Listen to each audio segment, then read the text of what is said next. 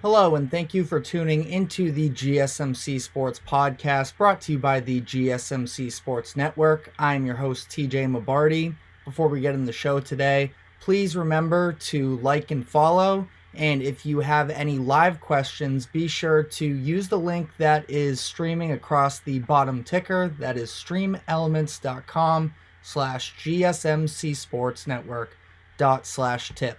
So, we had a packed weekend as far as the NFL playoffs. I know that the opening wildcard round was possibly a little disappointing for some, but I thought that for the most part, other than one dominant performance that was somewhat expected, we had a slate of really good football games. So today we are going to be getting into those. We'll be starting off with last night's headliner game between the Kansas City Chiefs and the Buffalo Bills. We'll then be getting into the 49ers coming back to defeat the Green Bay Packers. We will then be covering the sneaky close game between the Detroit Lions and the Tampa Bay Buccaneers, and then rounding out the show with the Baltimore Ravens' dominant performance over the Texans. So to start off with this Chiefs game, they come into Buffalo, into Orchard Park, and upset the Bills 27-24. It really felt like, in a lot of senses, that this was the chance that the Bills had to finally get over this hump. The Patrick Mahomes and Josh Allen rivalry has a lot of the time been compared to that of Tom Brady and Peyton Manning, and similar to that rivalry, it seemed like after a few years of Tom Brady dominating, the Patriots dynasty wasn't quite as strong, and it opened up the opportunity for Peyton Manning and the Colts at the time to take over, and that is still to be seen here as the Kansas City Chiefs come up on top again, now 3-0 against Josh Allen in the Bills in the postseason.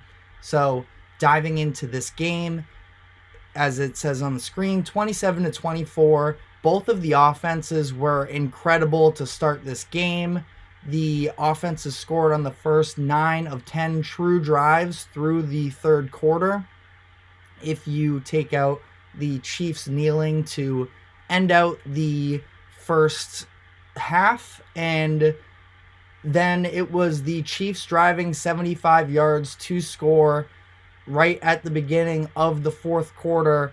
They go down the field 75 yards. Pacheco punches it in for them, makes it 27-24, and that's where the score would stay for the remainder of the game. I think that you have to give credit to the Chiefs defense, because as high-paced as the offense was to start that game, the Chiefs defense, which was seen to be an elite unit, really stepped up. They were getting pushed around a lot. Tony Romo in the booth was very worried for them at one point, where on the offensive line, they were just getting tons of push. And I will say the one area that we talked about on Friday of how this Chiefs defense can be vulnerable is through the run game. James Cook looked great, very efficient through the first 2 or so quarters there. Josh Allen was running all over the place. Didn't help that the Chiefs linebacker Willie Gay was ruled out with a neck injury to start that second half. The Chiefs sort of game planned for him being a quarterback spy of sorts to help keep an extra eye on Josh Allen in the running game, but he quickly leaves the game in the first half, and Josh Allen was really getting what he wanted. Both offenses were as a whole, but it was the Chiefs defense that eventually stepped up and took over for them, really shutting down the run game specifically. And I think that the other big thing that they did was the fact that they were able to eliminate the downfield, deep, explosive plays from the Bills offense. If you remember, even going back to last year when the Bills exited in this same weekend against the Cincinnati Bengals, a lot of the talk was about how they seem to be so reliant on the home run hitting plays, and if you just drop those safeties back and make the Bills strategically methodically drive down the field on you, they were not going to have as much success. And I do think that even when they were humming on offense, they weren't getting those explosive plays. They were getting the push up front. And once they lost that factor, it really hindered their ability to move the ball and be this elite group. That being said, the Bills did still have a chance. They had the ball at the end of the game with a chance to win. Not quite the end of the game, but late in the fourth quarter, where they drive down the field 50 or so yards, and definitely saw there was a little bit of an aspect, I feel like, of at least me watching the game, watching with my family. Couldn't help but talk about that 13 seconds game that took place a couple years ago when the Bills supposedly scored too soon, left too much time on the clock despite it being only 13 seconds, and Patrick Mahomes and the Kansas City Chiefs, when their offense was truly at their peak too, was able to drive down the field in just 2 plays, kick a field goal to send that game to overtime, and then they walk it off then. So it seemed like there was a little bit of at least that energy sort of resonating around the game of, okay, the Chiefs have the ball now with a chance to take the lead.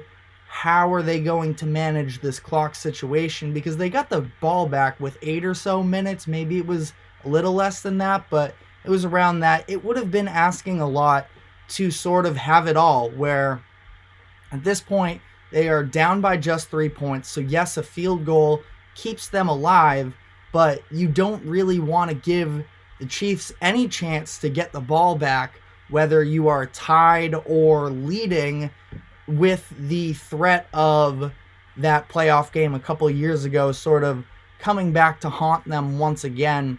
So I just thought that it looked very conservative from them at times, and they drive down the field 50 yards and ultimately stall out on the Chiefs' 26-yard line. And that is before Tyler Bass, who has been pretty good for them all year, their kicker, misses the 44-yard field goal, and the Chiefs get the ball back, are able to pick up enough first downs to run that clock out, kneel the game, and it is over. So for the Bills here, you can look at it a couple ways, because a lot of people are going to look straight towards Tyler Bass, their kicker, for the missed field goal.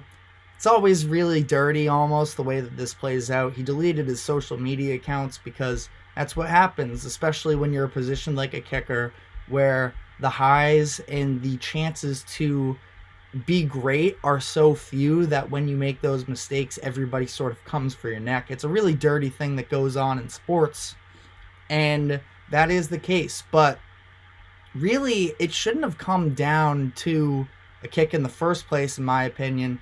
Like I mentioned, they couldn't connect on their deep shots. They had a couple opportunities late within their last 2 drives to sort of break that trend. There were a couple pretty accurate, good deep balls from Josh Allen looking downfield.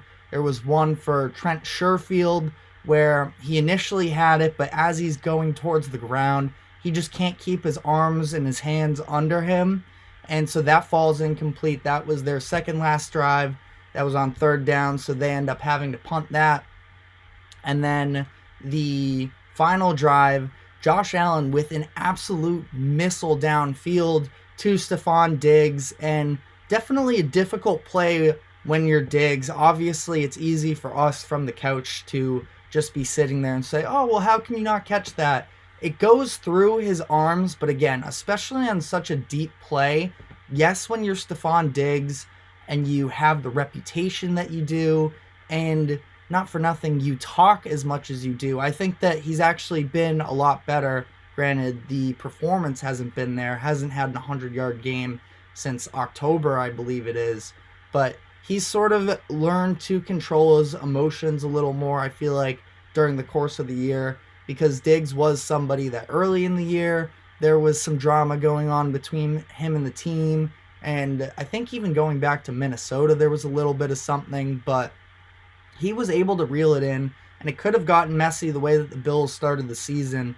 But all that to be said, hard play to make, but when you're Stephon Diggs, you kind of have to convert on that, especially because it's a harder throw than it is a catch. So they can't get that. There was the fake punt decision, which ultimately doesn't come back to really hurt them. I think that Sean McDermott could be in a little bit more under fire if it weren't for the fact that the Chiefs didn't score off of that, because you didn't see it was fourth down. They were on their own side of the ball. This is early in the fourth quarter.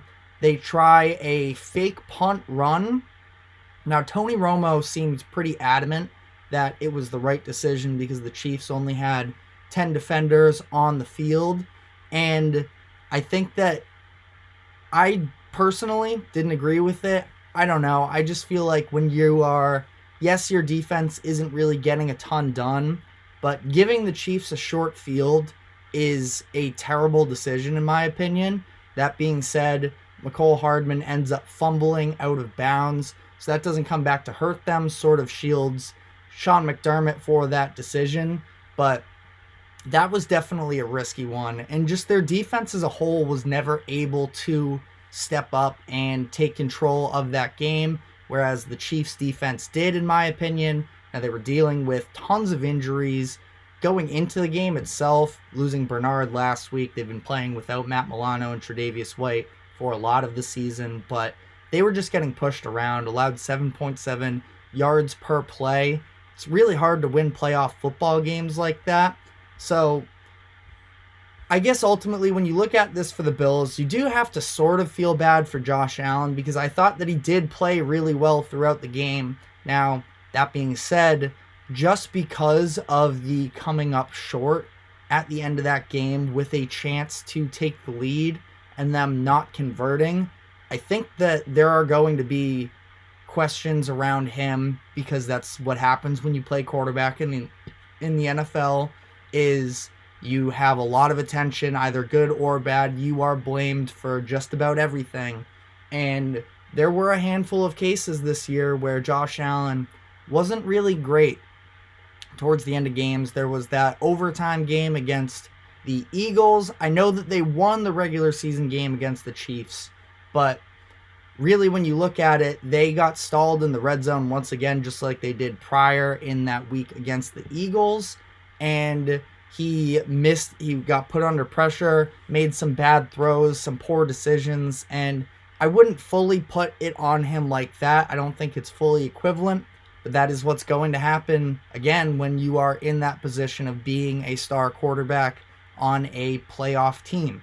So we'll be getting more to the Bills as the week goes on, I'm sure as well. But on the Chiefs side of this, you do have to give them credit, because this was a very good game, very back and forth between the lead changes that they probably said a million times on the broadcast.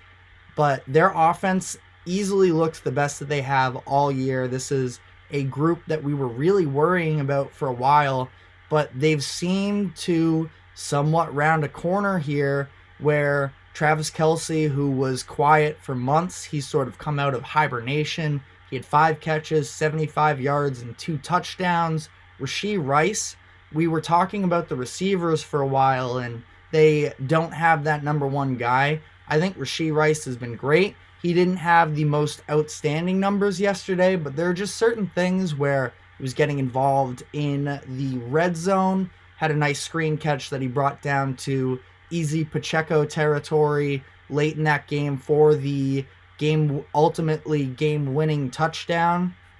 I thought that he had a really nice play on third down in the second quarter, where it was third down. He runs sort of in a stick option route to the left side, and he just did a really good job of parking himself. Again, this is a rookie we're talking about, playing with the greatest quarterback of this generation. I'm not ready to go all-time stuff yet, but of this current generation, and makes a really nice catch, sits in between the 2 defenders, and then goes up and jumps up for the ball, brings it down, makes a nice catch, helps lead that drive further to go on to score there.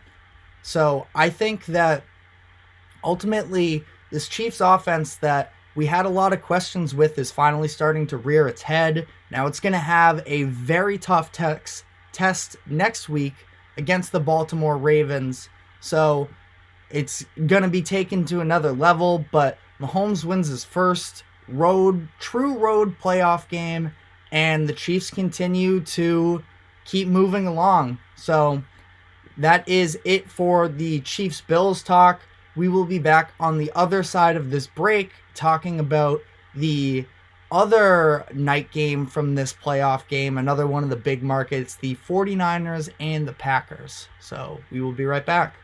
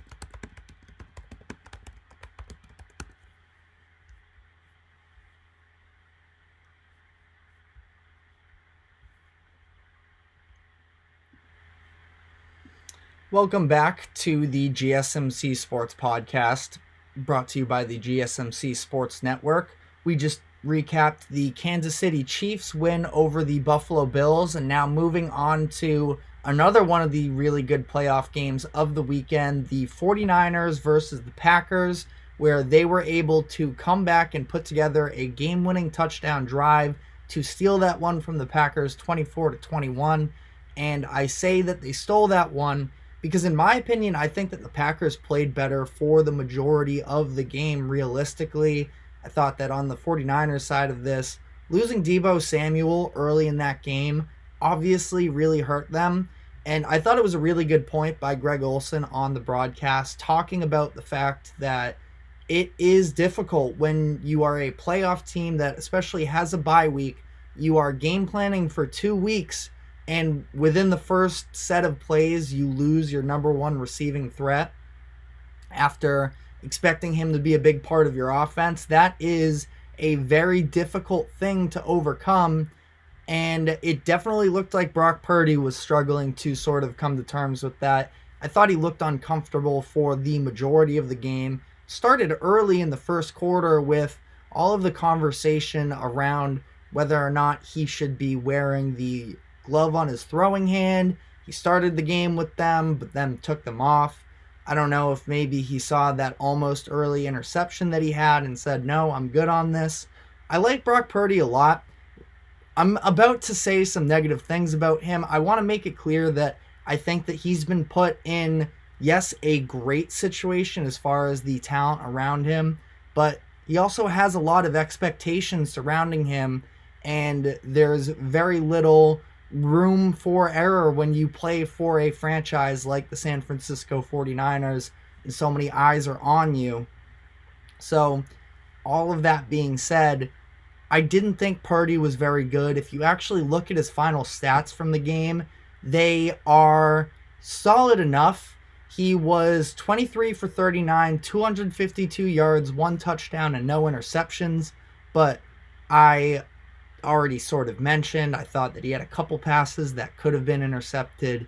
He had, in my opinion, one of the worst throws we've seen in the playoffs so far this year on their first drive, where he just badly misses on an undercut, and Darnell Savage on that first drive that they had both of his hands right on the ball. Now it was rainy, and I think that when you talk about the weather, it is sort of the conversation surrounding Brock Purdy here, because he was in large part an MVP candidate through the end of the year, but there were a couple points where that discourse was shaken.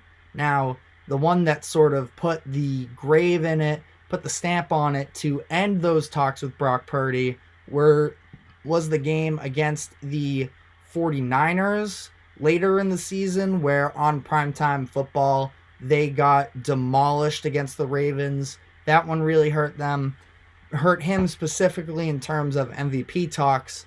And then it was earlier in the year, after starting the season really strong, they had that game where Trent Williams went down, Christian McCaffrey went down in the game. I think it was the same game Deebo Samuel was lost as well. So all kinds of injuries in the rain in Cleveland, playing a backup quarterback. And again, Brock Purdy, it was almost similar, was really struggling to get an efficient offense going for a lot of that game, but he at least was, at the end of the game, able to put together a drive to at least put them in position to win. Now, Jake Moody misses that field goal, and a lot of people held it over Purdy, and it was a bad performance on the day as a whole. But that being said, sort of like what happened in this past game, I don't think that he really got the credit for at least being able to overcome some of the odds, what happened during the game, and he made the right plays. He did enough to put his team in position to win. Now, that did not happen against Cleveland. He was able to lead the game-winning drive in this game, but I thought that his accuracy looked off for a lot of this game, and it wasn't obviously all bad. Like, he comes out and he does put together this game-winning touchdown drive. I thought that there were a handful of instances where he was able to throw through pressure. He made, obviously, that great throw on the run to George Kittle for a 30-yard touchdown. So he did have his moments, but all in all, just the 49ers team as a whole just looked sloppy, I think, on offense. And again, you can point to Deebo, you can point to the weather, but I truthfully don't think that if you look at their play as a whole, they truly deserve to win. I thought the Packers were better, but obviously that doesn't happen. So where did it go wrong here for the Packers? I thought that Jordan Love, who was really having a moment through the second half of the season, playing really well, best QBR since week 11, I believe was the stat. And he was really good, obviously, against the Cowboys, put them ahead significantly that game, although the scoreboard might have made it look a little closer. They had full control of that game because of how good Jordan Love looked. And I thought that, forget the receiver on this exact play, but he had an amazing throw running away from traffic and hitting one of his receivers on the sideline at one point. I thought that he looked really good. He looked really comfortable for a lot of that game. But as that game started to tighten up, it seemed like he did as well. He had the interception in the third quarter where it was third down anyways, so, sort of have to take a shot, but that's not even the issue. It wasn't the decision making, it was the accuracy. And the rain, again, on and off, was heavy in the beginning of the game, picked up a lot in the fourth quarter and such, but just throws it high and behind his rookie tight end Tucker Kraft on third down. That's intercepted by Dre Greenlaw, Dre Greenlaw, quick side note, I don't think he gets enough credit. Maybe that's going to change a little bit as the 49ers ramp up closer to the Super Bowl, but Fred Warner gets a lot of the attention, which I think is deservedly so. I think that Fred Warner is just about the best player on defense in the NFL. I wouldn't look at you like you're crazy if you said that he was the best player in the NFL, period. I think he is an absolute monster. But Dre Greenlaw kind of gets overshadowed a little bit because of that. And I think that it's just wild how the 49ers always have this elite linebacking group. It really does amaze me. But back to the task at hand with the Packers here. Jordan Love has that interception. And then on the final drive, after Brock Purdy leads the 49ers down for their go-ahead touchdown, he just gets erratic. And you know what? It happens with young quarterbacks. It especially happens, I think, with young, talented quarterbacks, because it's almost hard to reel yourself back in at times when you know how much arm talent you have. But this was just a terrible decision by Jordan Love, scrambling out to the right, throwing across his body in this bad weather into the middle of the field, and another Dre Greenlaw interception. Really, really ballsy move by Dre Greenlaw to run around as long as he did. You can try and make the argument he was trying to kill clock. You can try and make the argument, there was some jokes on Twitter about how he was trying to help the 49ers cover the 9.5-point spread. But one way or another, really bad interception by Jordan Love. And just sort of a tough way to go out in the postgame. He called it the mortal sin, which is sort of exactly what it is. Everybody talks about that's the one sort of play you can't make, is throwing across your body to the middle of the field. And he gets burned for it in the biggest spot this season.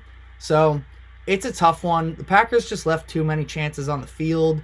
They had those missed interceptions that I sort of alluded to for Brock Purdy earlier. I didn't highlight. They had another one where the 49ers were backed up in their own territory and it was third down, and Purdy tried to throw out to Juwan Jennings on the right side. He threw it high, and Keyshawn Nixon had a chance to intercept it. He couldn't bring it in. It looked like if he didn't touch it, there was maybe even a chance that one of his other defenders were in position to make a play. So Purdy got away with a couple shaky throws there, of course, throughout this game, and Packers aren't able to come up there.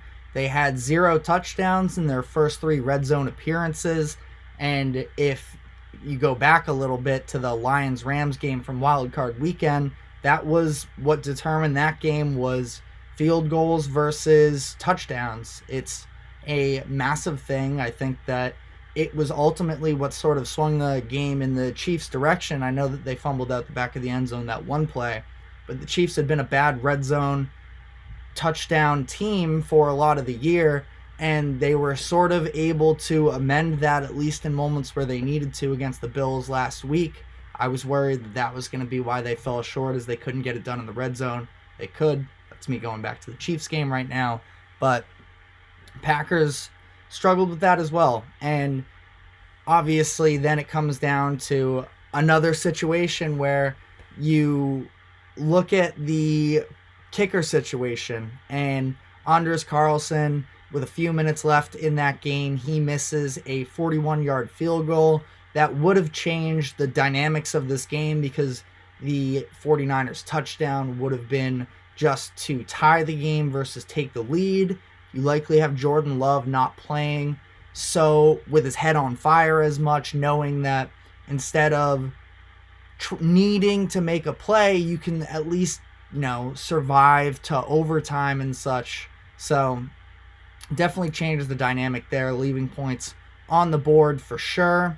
So, I mean, this Packers team, there's a lot to be excited about if you are a Packers fan, because this was, I don't have the exact year off the top of my head, but one of the youngest teams to make the playoffs in years, one of the youngest teams, if not the youngest, in the league as a whole this season. So there's a lot to sort of come away with this, some moral victories and such.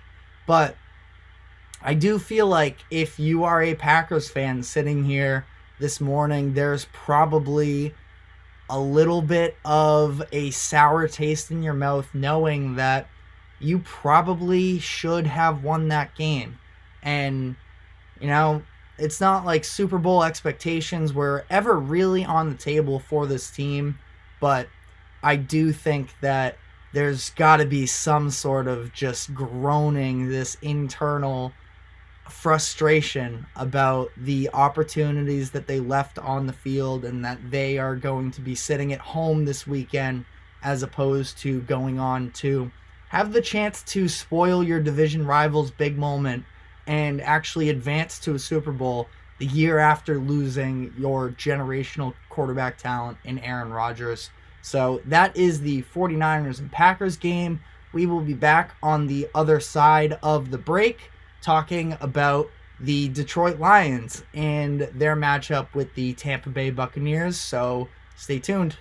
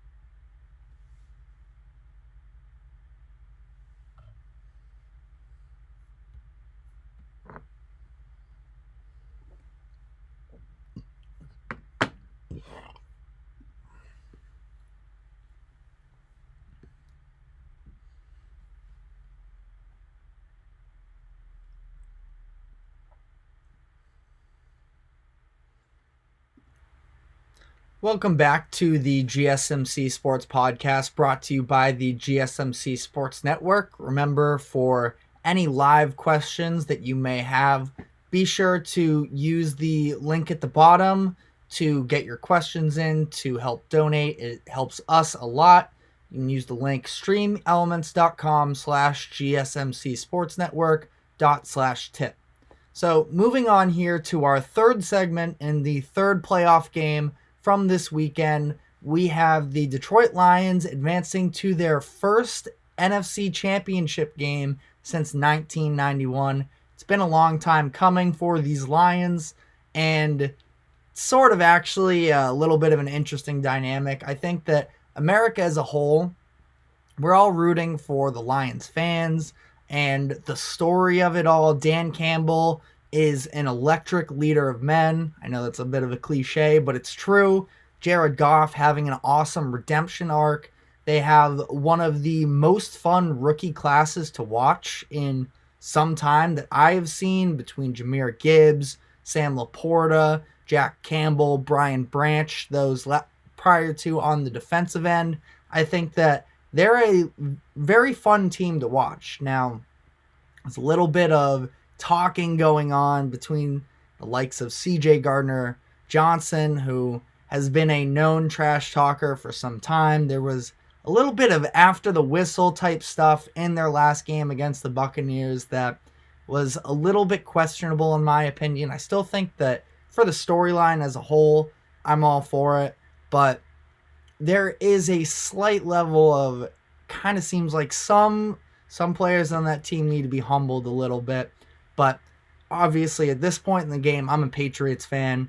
I have no real stakes in who comes out on top of this season. I think that, these playoffs, I'm glad that they've taken the turn that they have. I feel like a lot of people overreact a lot of the time anyways, because let's face it, the wild card round a lot of the time can be a bit disappointing, especially after the introduction of the 7 seeds have been a little bit uneven matchups a lot of the times, but the Packers obviously beat the Cowboys, and no, it wasn't a competitive game, but it was unexpected and it was a lot of fun. So I'll just say that.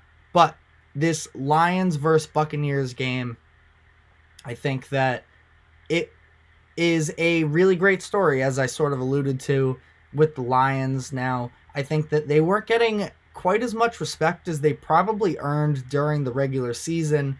A lot of people had them below the 49ers, below the Cowboys, below even the Eagles.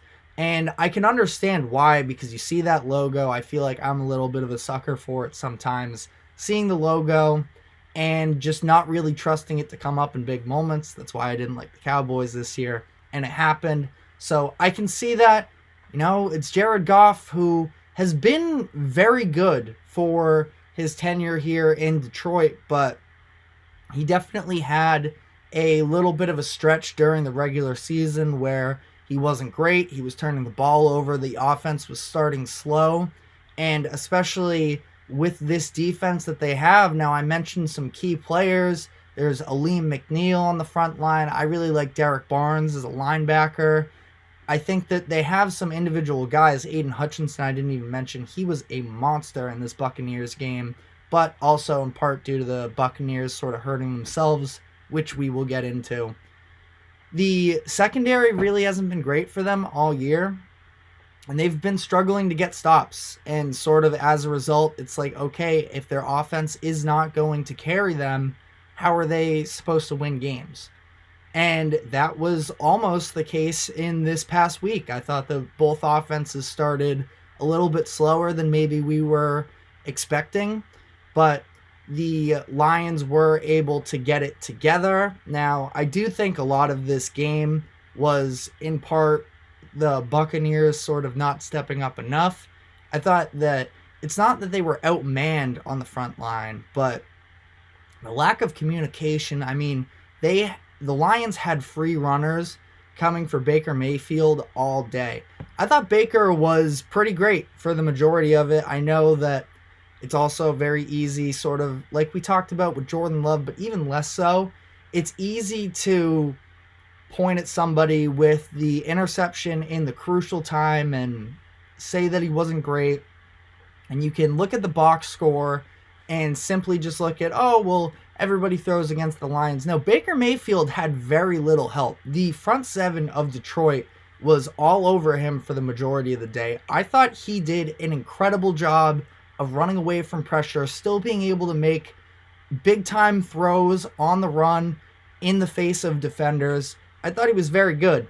But that being said, how sustainable it is come next week against a much more, I don't know, because the Buccaneers are such a weird situation where they won a Super Bowl a few years ago, and although Todd Bowles called them a Super Bowl contender last season, I don't know if that was really true. Yeah, you have Tom Brady, but they were sub 500. Yes, they made the playoffs, but it wasn't pretty for them as far as, the way that their game shook out last year. Now, they got a much better run game this year. Rachaad White had a really good season, just over 1,000 years.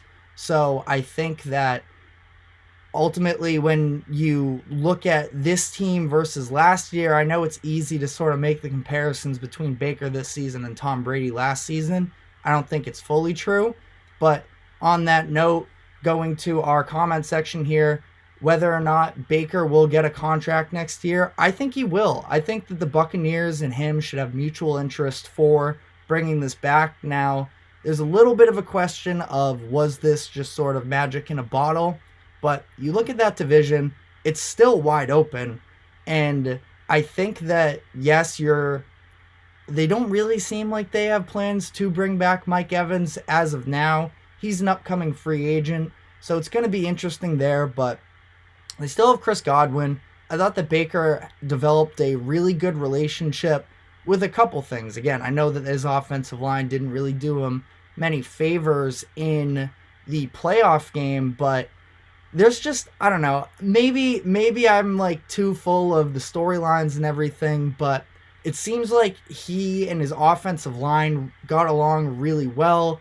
He would take them out for dinners and such, and he would pay for their stuff. Him and Tristan Wirfs, his left tackle, who Wirfs, if you remember, he came in the league as a first-round draft pick in 2020, given the role of you have to protect Tom Brady, this older version of Tom Brady, 6 Super Bowls Tom Brady. You have to be his main guy, and I think that Wirfs has been really amazing for them through this stretch. I think that Baker has just developed some really nice relationships. I think that him and Cade Otton, their tight end, I think that Otton has really come along this season as well. So I think that they should be looking to bring Baker back. I'm curious what the number would be necessarily that he's looking for, but I also think that Baker has sort of gotten the short end of the stick through his stretch of the end of his Browns career after winning them their first playoff game in years and then playing through an injury in his final season. They just sort of dump him, ends up with the Panthers, and we've seen how the Panthers have been as a franchise the past couple seasons.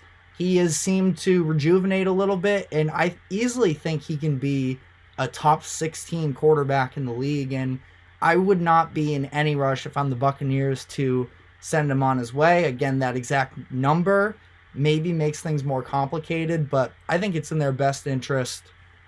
Wrapping up here on the Lions, I think that they did a very good job of sort of overcoming that slow start on offense. Their defense did enough to hold up, again, whether that be the Tampa Bay front not doing enough, but Brian Branch I thought was great. Aiden Hutchinson, like I mentioned, he is a monster, and they were patient. Now, I wish they would feed Jahmyr Gibbs more. I like what they do with the 2 running back set where they sort of go drive for drive. We saw that at the beginning of their game last week in their win, and it worked out well. That's sort of like a yin and yang thing where David Montgomery's a lot more power.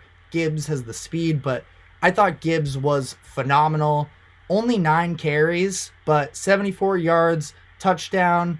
had 40 receiving yards as well, and then he had that big 31-yard touchdown where he broke out. I think he has great vision, and then that on that touchdown specifically, that one-on-one speed to get on the outside of an all-pro safety in Antoine Winfield Jr. and break away for the touchdown. So I wish they would feed him a little bit more. But again, this Lions team is a lot of fun. Just play style alone, I like watching them. I think they're aesthetically pleasing, like their jerseys too. I just think that they're a very easy team to sort of buy into and to root for. And especially with all the baggage of Detroit weighing on them, I think that they have answered the call, and they are in now a position to sort of make history for the city there, led behind Dan Campbell, who, little bit of a madman, but I'm all for it. I think that going back to his Hard Knocks appearance before last season, this has just been such a fun storyline to follow along with, and they are going into next week as underdogs against the 49ers, but I do think that they have a real chance. So we will obviously get more into that matchup specifically as the week moves on, but for now we are going to be taking a break, and in the final segment we're going to be touching on the last game between the Baltimore Ravens and the Houston Texans, so stick around.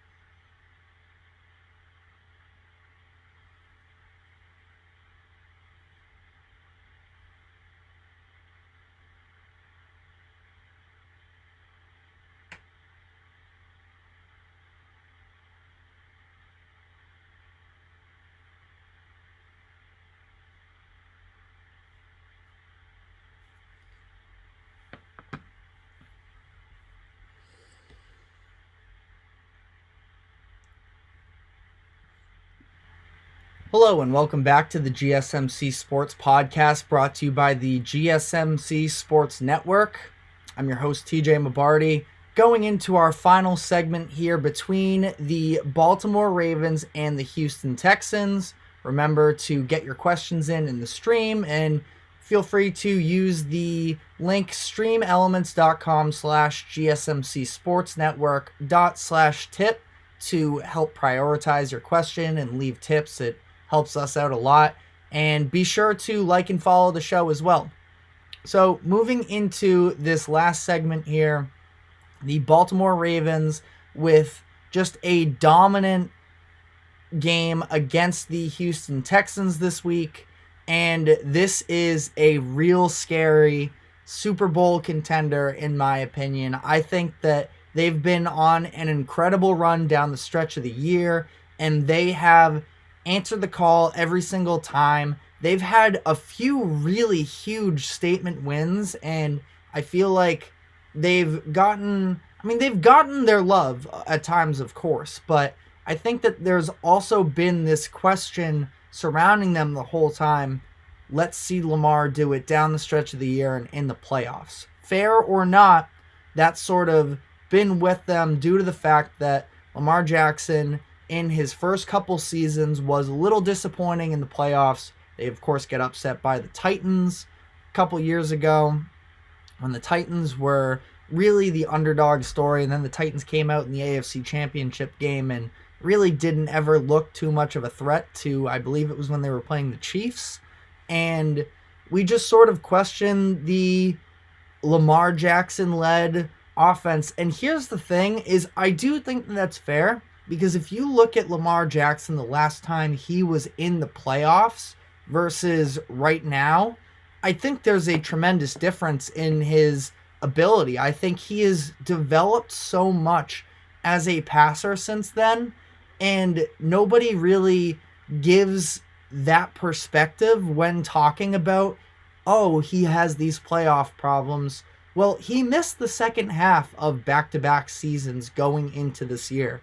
And there was almost a little bit of concern in that alone, because there was a potential that he could play, but I think very fairly, he didn't have a contract, and given how he plays while running the ball so much, it sort of leaves a lot of risk. I mean, I think especially earlier in his career, he's gotten better at avoiding the big hits, but it was absolutely a part of his play to start his career, and since then, he's matured in so many ways, whether it be the passing ability itself or also the awareness that he means so much to the franchise, and he can't be taking these massive hits play after play. So, again, these concerns have been fair in the past, but I think he's really ready to step up in these moments. I thought that he was great against the Texans, and we are talking about the Texans, obviously a much younger team, rookie head coach, rookie quarterback, so they had overachieved in a lot of points to even get to the second round matchup against the Ravens. And although their offense started a little slow, I was never too worried about it. I thought that really their fronts on both ends, offensive line and their defensive front seven, dominated Houston, and that was a huge reason why this game went the way that it did. Because on one hand, you have a Lamar Jackson that, as we've established, has always been good with his legs, and on the other side, well, so you have Lamar Jackson, who's always been good with his legs, and then you give him the time to scan the field, look downfield, make the throws, but also have the awareness to take those running lanes still when he needed to. And it happened a few times where I think that he still is sometimes more comfortable running than he is throwing, but he also, I think, in large part has just improved that much as an arm threat, that he's got this dual threat ability that is a nightmare for opposing defenses.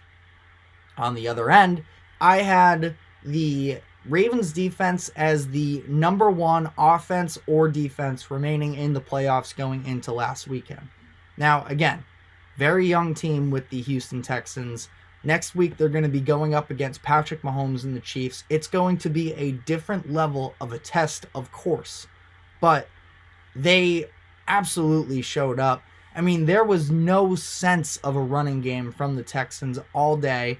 They were getting the Texans in down and distance situations, and I didn't think CJ Stroud was bad at all, but just with how limited that offense really became, I think that if you weren't really tuning into the Texans a lot throughout the course of the season, their rookie receiver, Tank Dell, was phenomenal for them during the year, but they lost him about 3/4 or so through the season, and it really made an impact. It was just sort of left down to Nico Collins, who I like a lot, but it's just tough to rely on just that. I like Dalton Schultz too, but just all in all, the Texans really didn't have too many weapons, especially once their run game was shut down. And I do want to give credit, because when I made that statement that I think that the Ravens defense is the best unit, I didn't even realize they were going to be missing Marlon Humphrey, their number one cornerback, in this game. But Ronald Darby, who has had really good moments in the league, but he's on the older end, he's been passed around a little bit. I thought he was great shutting down Nico Collins. That was the one guy, cannot let him beat us. And I just thought it was such a well-rounded performance, really, from top to bottom with this defense. Roquan Smith, he's an animal. He has been, in my opinion, outside of Christian McCaffrey, I mean, last year in the last NFL season, I thought there were a handful of actually very effective trade deadline acquisitions. But between Christian McCaffrey and Roquan Smith specifically, those are easily the top two impact players that were traded mid-season. In my opinion, he's been so good for them. Justin Madubuike on that front line. If you don't know the name, learn it because he's phenomenal. And then Jadeveon Clowney, too, had a few huge plays in the backfield. Former number 1 overall pick. And he's bounced around, but he seems to have found a home here in Baltimore. I think that, they were the ones that really stood out. But give credit to Kyle Hamilton, who in my opinion is the best safety in the league. Patrick Queen is an absolute baller himself, too. They just have so many guys on this defense. Geno Stone, a young guy that has come in and has played really impactful football for them. I think that if there is going to be a group that can sort of get Patrick Mahomes off of his game, this is the one. And then we'll get more into really the preview of that AFC Championship game as the week goes on. But I think that this running offense that the Baltimore Ravens have should be a very scary sight for the Kansas City Chiefs. You saw late in the game, and, the Ravens had it wrapped up for the majority of the game anyways, but they start bringing in Dalvin Cook, and he looked good. And Dalvin Cook, he was bad with the Jets. The Jets obviously had nobody blocking for him. Dalvin Cook signed with the Ravens right before the playoffs started, was elevated from the practice squad. So I don't know if I'm putting too much stock into some garbage time runs from him, but I also think that it adds to the statement of how good this Todd Monken-led offense has been for them, where they are just such an elite running group. Talked about it last week. 15 more rush yards per game than any other team in the NFL this season. Yes, that is partially due to the fact that they were winning so many games that they were just trying to keep it on the ground. And the concern comes is, can Lamar throw them back into a game? But I don't think the Chiefs are going to really come out and significantly take that lead where it just eliminates even the possibility of the Ravens running the ball. The Chiefs can be beat on the ground, and this is a group where from Lamar Jackson or anybody else that they have in that backfield, whether it be Cook, Justice Hill, Edwards, I mean, the Ravens lost their number 1 option coming into the year with J.K. Dobbins, and then Keaton Mitchell, the rookie, tears his ACL halfway through the year after really coming on for them, and they just haven't really missed a beat at all. I think that they have the most talented receiver they ever had in Lamar Jackson's time here in Baltimore with Zay Flowers. He's great. And OBJ is, he's not, of course, the OBJ that was in the Giants organization, but he made impactful plays for the Rams in that playoff run after, still dealing with a lot of these similar injuries. And I think that he's a very calming presence. We'll see if Mark Andrews is going to be returning for them next week. He has returned to practice some, but he also has, it was a very serious injury that he went down with. He was ruled out pretty early prior to that to that Texans game earlier this week. So we'll have to see how this all plays out. But the Ravens open as 3.5-point favorites over the Chiefs. I think that's probably the right number. And I picked the Chiefs last week against the Bills, where they were getting a very similar number. The way that the Ravens play, I don't know if I could take that number with the Chiefs yet, because I do think that there's a very strong chance that the Ravens could just run the ball straight down the Chiefs' throat and really just beat them up. But we will continue to touch on that subject as well as all things going on in sports as the week progresses. That is all we have for today. Thank you very much for joining the GSMC Sports Podcast. We will be back now starting every day, 2 to 3 o'clock live on all streaming services. So please feel free to stop by. Please like and subscribe, and we will be back tomorrow. Thank you very much for tuning in.